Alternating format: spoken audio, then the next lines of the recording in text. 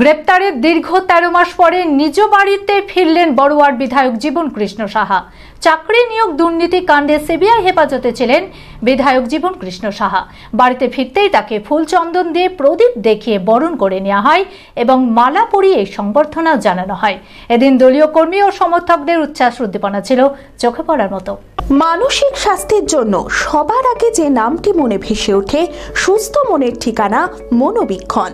যোগাযোগ নাম্বার 7477799516।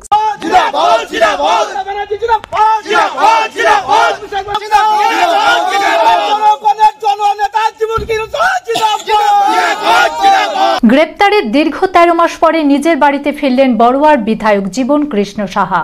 গত মঙ্গলবার সুপ্রিম কোর্ট জামিন দিয়েছে নিয়োগ দুর্নীতি মামলা সিবিআইয়ের হাতে গ্রেপ্তার হওয়া জীবন কৃষ্ণ সাহাকে।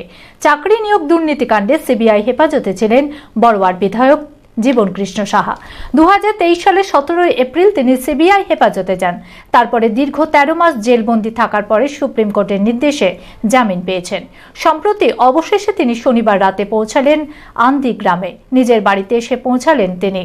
বাড়িতে পৌঁছানোর আগেই আন্দিতে কালীতলাতে প্রণাম করেন তিনি। তারপরেই বাড়িতে উপস্থিত হন।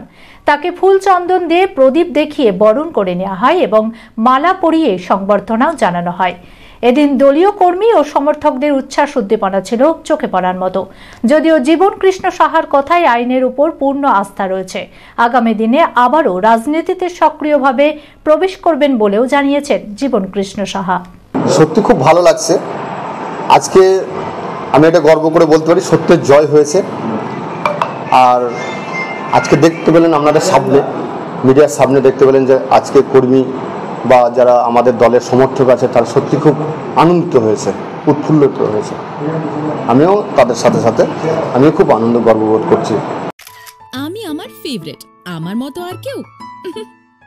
চঞ্চলতা তার কথায় কথায় জীবনে মিশে রঙ ভরায়, চুপি সারে মনে সে সাদে সবাইকে পাগল করে, পাগল করে।